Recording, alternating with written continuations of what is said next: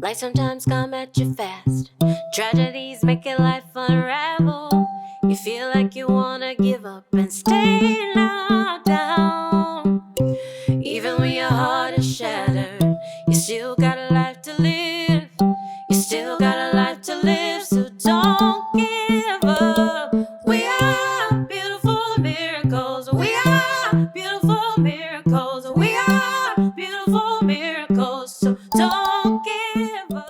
Hello, everyone, and thank you for joining me today on my podcast, Beautiful Tragedy. If you like what you're hearing, would you please like, comment, share, and subscribe? And today I am very happy to be joined by Sherrie Barch. She is the author of Heaven's Bell. And I just want to say it's such an honor to have you. And, so much of what I do is being willing to approach hard subjects. And I really feel like you've done a beautiful job of that in your book. So I would like to say welcome and tell me a little bit about yourself.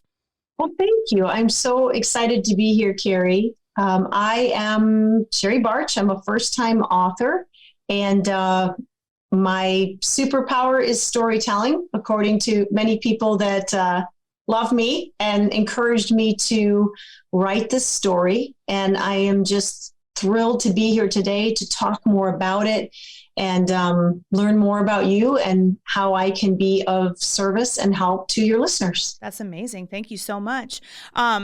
I'm just curious, you're approaching a very difficult subject, which is child death. So tell me about why would you even choose to approach a subject like that? Well, in the story, the story is called Heaven's Bell. And it's actually a story about two best friends. They're 11 years old and they're in middle school. And one of them dies and goes to heaven.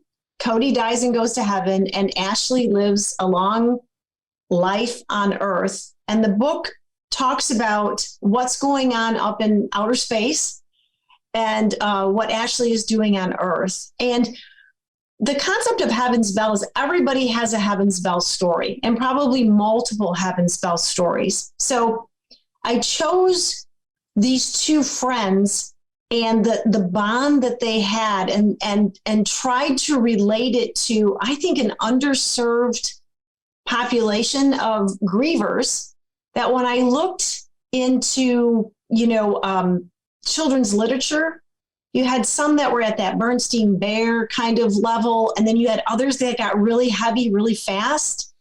How does it feel, and the kind of deep, heavy subjects. So I tried to create a story of Heaven's Bell that hit that adolescent level, that 8 to 12-year-old. Mm-hmm. Now, what happened is a lot of adults are like, this is a great book. I love it. I don't even know why you're calling it a children's book. But the story itself about the loss of a 11-year-old, it's less about the loss of a child and more about just a loss of a loved one, of a special person, and how we all grieve differently. And so in the book, you've got a sibling's perspective and parents and friends' parents and And so it's just kind of a fluid story that I think anybody could relate to. Yes. And celebrate in how that eternal friendship continues. Yeah, I definitely feel like you really covered a lot of bases, and it could absolutely apply to any age. So I think you really did a really good job of that. I really appreciated the letter at the beginning, the letter to parents, because as a bereaved parent myself, I know that kids grieve differently at different ages. In fact, when my son died, my other son was 3.5, and they had said that developmentally, kids don't really even understand the concept of death until they're 4.5. And even at that time, it's still hard for them to understand. And I think sometimes too about the previous generations used to live like with grandparents, and so they would see death more often, where now children have been so removed from it.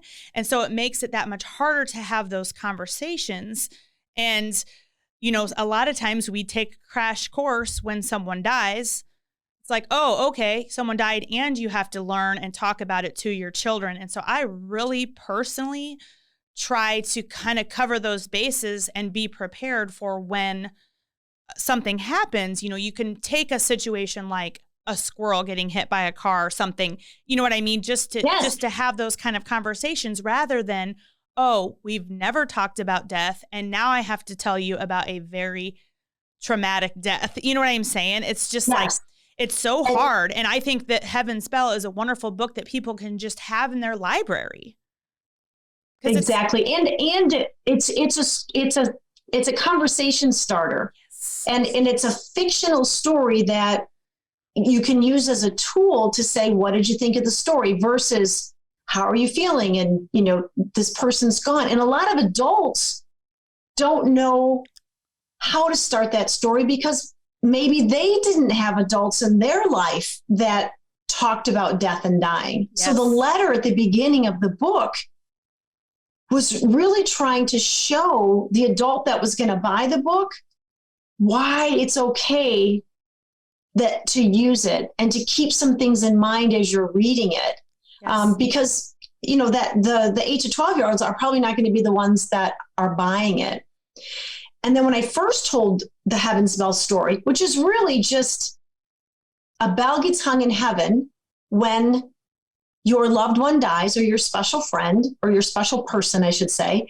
And what I did is I handed, she was in first grade, and I handed her a bell. And I just said, hang this in your room. And every time you look at that bell, you can think of your dad.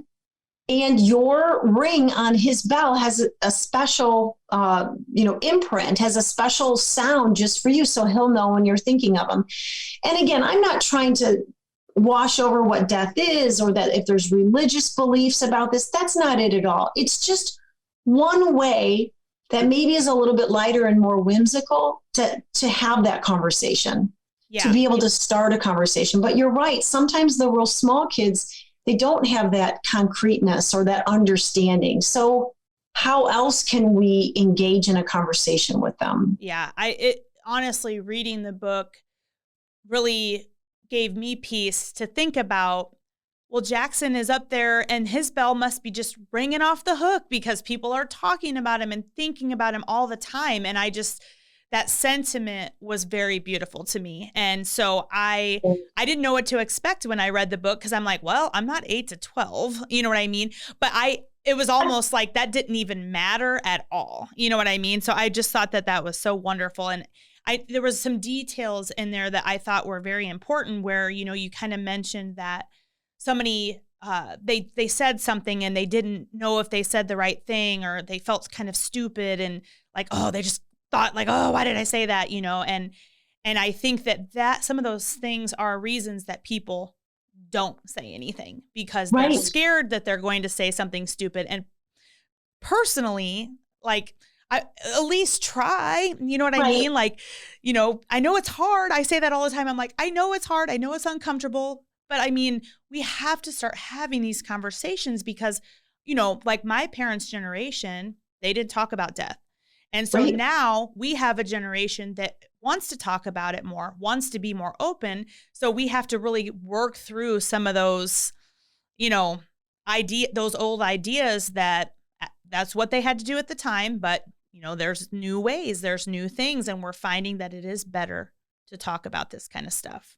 Yes. And what's interesting is a lot of the adults that are reading it, the story's taking them back to when they experienced their first death, which is really around that 8, if we're lucky, that 8 to 12-year-old range where maybe it's a elderly grandparent or parent or, and so it makes them reevaluate what that felt like and then apply it through some of the other people that might be up there and some of the things that they might be talking about and, who are they meeting and who are they caring for, being cared by.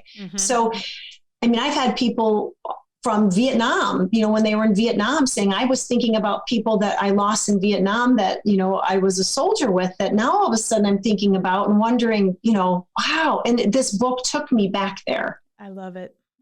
Yeah.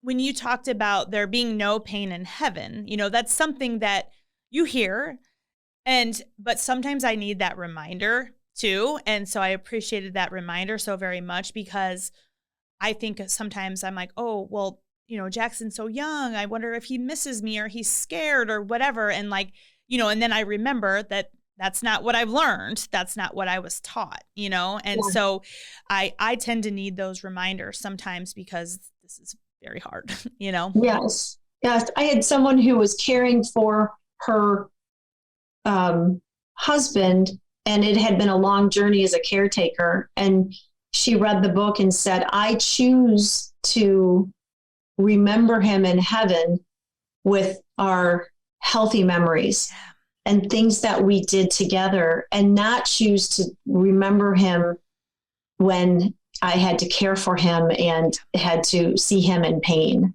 Yeah. And I think that can be a process.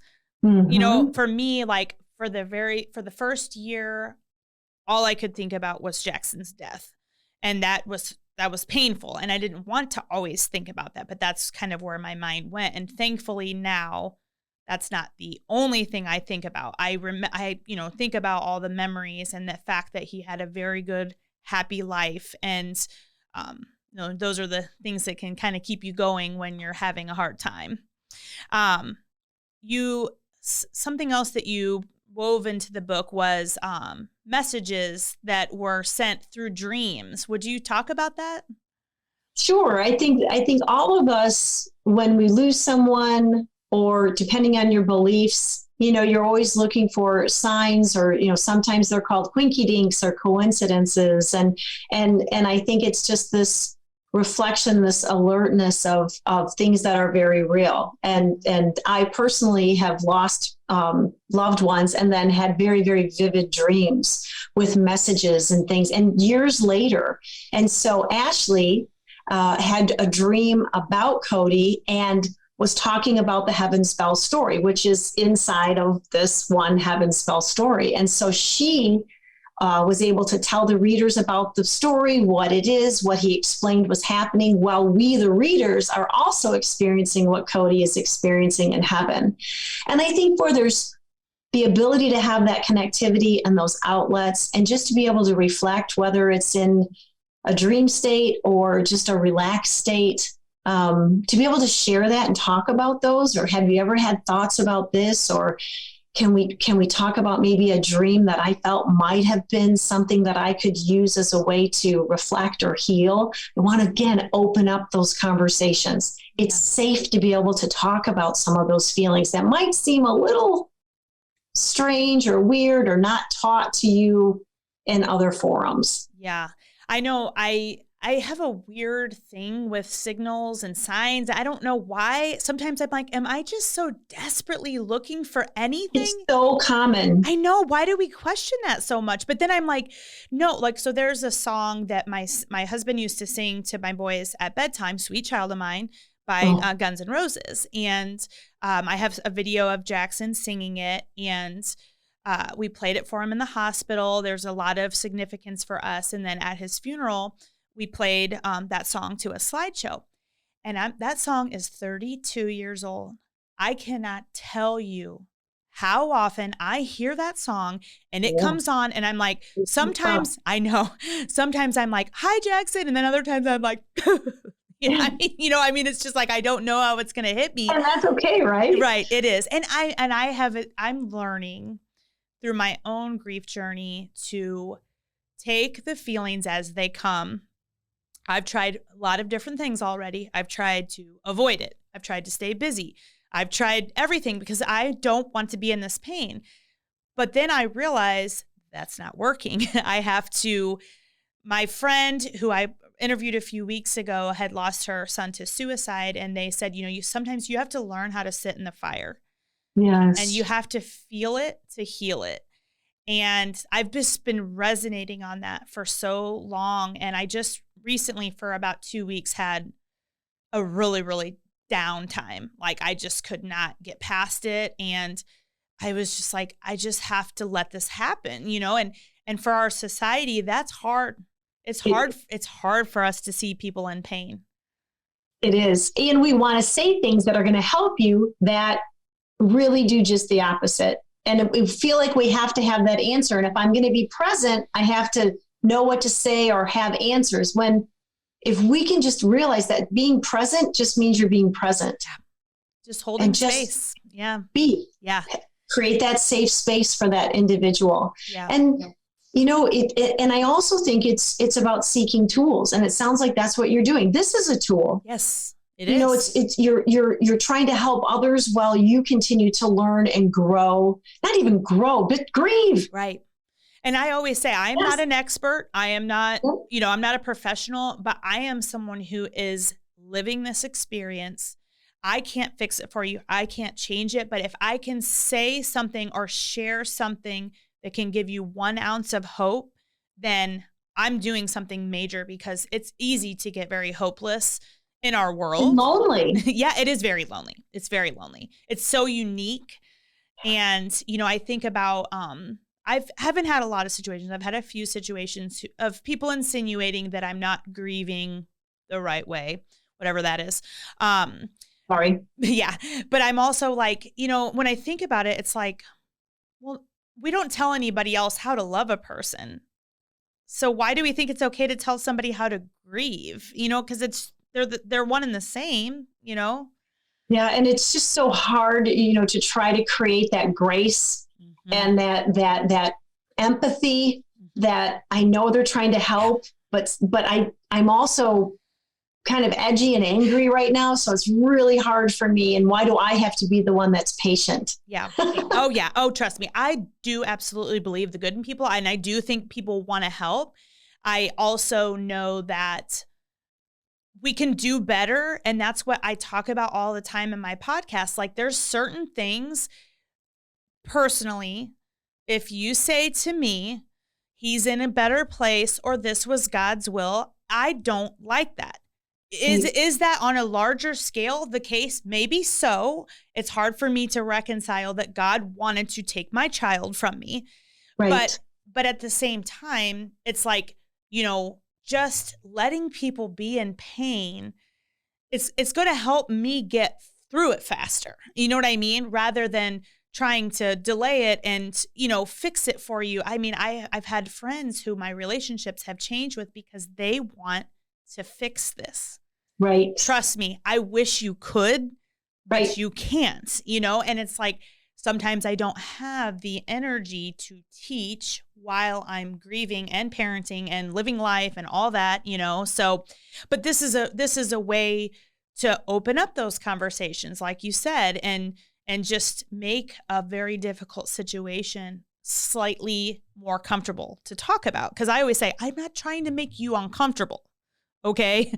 I'm not bringing this up to make you uncomfortable. I always say, I'm probably more uncomfortable than you, but Yes. And one tool might be because I think sometimes as listeners, your listeners that maybe are trying to help someone who's experienced a loss versus they've experienced the loss of a child, one thought is to be curious. And when you're being curious, you're not necessarily then giving advice or helping them with your own pathway, whether that's God and religion or whether that's time. It's been this much time, or here's my perception of what's going on. And just be curious, ask questions.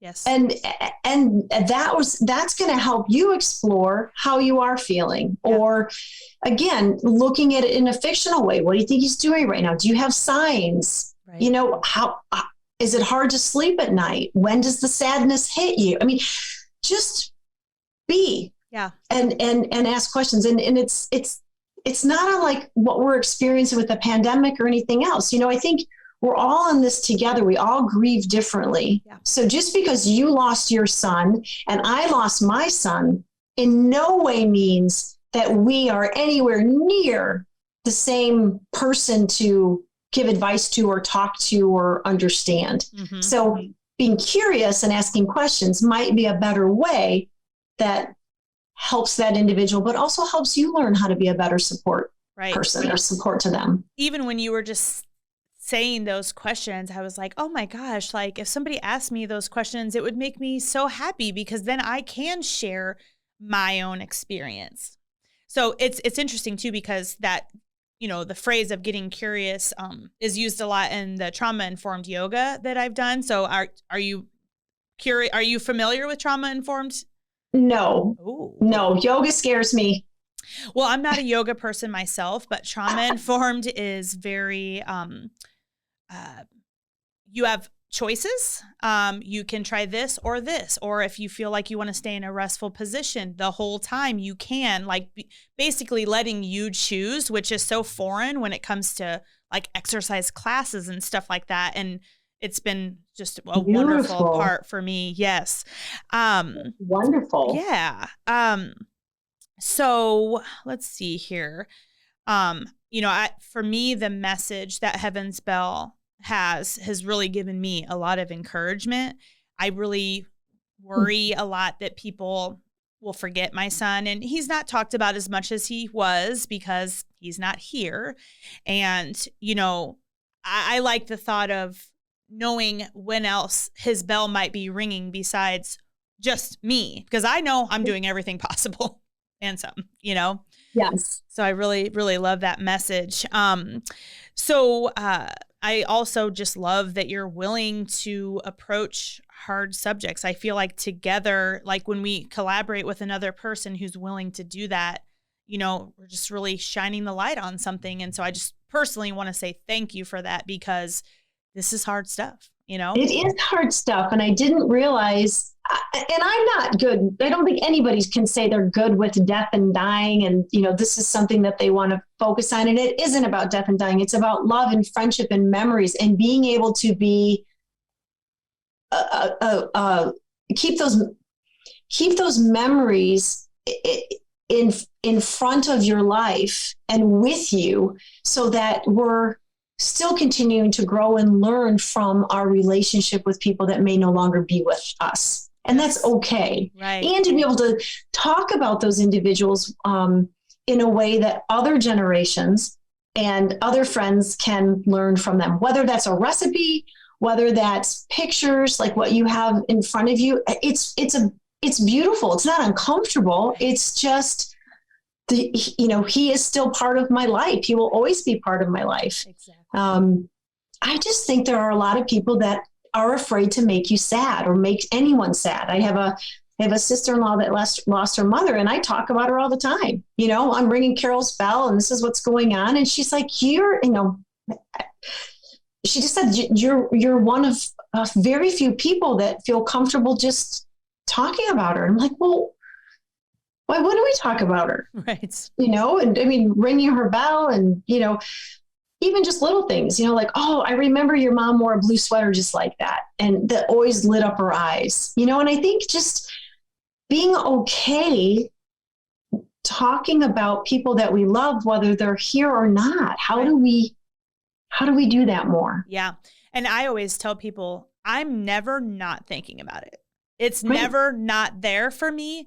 So to think that, and like, even if you do make me sad, that's okay. Right. It's okay. I am perfectly comfortable crying. I am perfectly comfortable in public. I mean, at first I was very glad for my sunglasses so I could cry anytime I wanted to and needed to. And now I'm just like, if I'm sad, I cry. I can't stop it, Great. And that's a gift for people around you to at least understand, okay, this is how she's feeling. It's gonna help me understand maybe what I can do next. Yes. Versus it's hidden and I don't know how to read you and I'm not quite sure what's going on. Yeah. And it, like you said, it's lonely. I mean, part of this story was released because of COVID, right? Because we couldn't express, we couldn't go to church or funerals or living rooms or even give people a hug, So I think we should all be grateful that we can do that again. Yes. And let's not lose it. Let's not lose the opportunity this time. Right. And I think the story was my way of saying, if we can't see each other, let's at least talk about it on Zoom or talk about it on the phone or write in the book. Yes. And send it to the person, or, send it around to your family and then send it to the person that might want to read about those memories in maybe a safe way. Right. So yeah. Well, would you share a little bit about the journal that you created? Thank you. That's right. Yes. So I get excited about the story. I forget about the other exciting things. Well, one of the things that happened with people reading the book, I think it's a great story, but what I got as a result is what we were talking about. It immediately, people started talking about their loved ones, their special people, their memories. And it's like you finish the book and the first thing you want to do is talk about, okay, so here's what I think is going on in heaven. And here's what I think is going to make. So I did a journal still in that same genre. So kind of that, the questions aren't heavy. Like one question is, what's the first question you're going to ask your loved one when you get to heaven? I love that. And what question do you think your loved one's going to ask you? Mm. And it's just a page. And if you're a writer, you can write it. If you're a drawer, on the other page, you can draw. And then there's others just really interesting prompts, whether it's about pets or favorite recipes or just a place for you to be able to go. And if you don't ever read the book and you just want to use the journal, that's fine too. Yes. But my vision of this is, wouldn't it be a wonderful thing if there's a family that has a loved one who has died, that we're not forgetting about a sibling or an uncle or a parent, depending on who it is, that a step parent, or a divorced family. I mean, all these people that are impacted by this tragedy, to be able to give them, here's a story and here's a journal for you, or each of you, depending on how private they want to be. It's a tool. It's a place that maybe they could all come together and not be lonely in their own silos, trying not to make each other upset. Yeah. And it'll draw some of those generations or some of those children of different ages together as a family. And writing is so therapeutic, and you might be able to say things and kind of tap into parts of your, brain that you wouldn't just do if you were just talking, and inviting people to answer those kind of questions, I think is beautiful. So when will that journal be coming out? It will be coming out at the end of the month. Oh, well, we will definitely have to be attaching a link. And also I want you to, we'll be sharing the book. And part of what I do with my foundation is I give, I'm just calling them grief bags, but it's 2 books for parents and 2 books for children if they've experienced child loss, and they're therapist recommended books. And I think this is just a beautiful addition to that I would love to be able to share with families that need a message of hope. Yes, absolutely. Yes. Be more than happy to support that effort. Oh, that's wonderful. So my thought, so one of my questions is, what do you want people to know about the book, Heaven's Bell? My first thought is that don't discount it because it says it's for kids 8 to 12. That's my original thought. What would you say? What do you want people to know about the book? Have the courage to read it. I promise you, it is going to leave you in a place that I don't think you've ever been. And it's a story that you will be able to apply to your own life, but also maybe even be able to tell very quickly and very confidently and very courageously to somebody that may just very well need to hear the story. I agree. I really, really enjoyed it. And I am just thrilled beyond belief that we got to have this conversation. And I haven't totally, I kind of shared this. I wrote a children's book after Jackson died because there are very few books. Well, I actually found 0 books that are written about sibling death for the age of my son.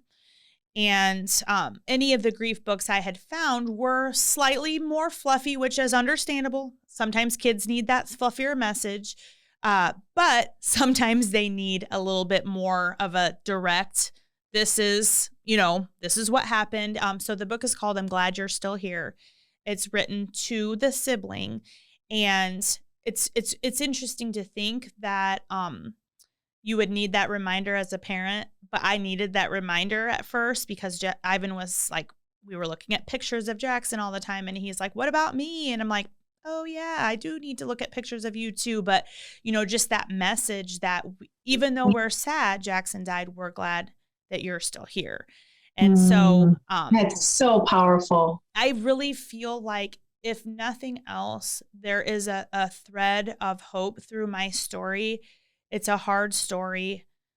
I wish this wasn't my life, but I want to just encourage people that there are resources out there. There are places that you can look for a little bit of hope.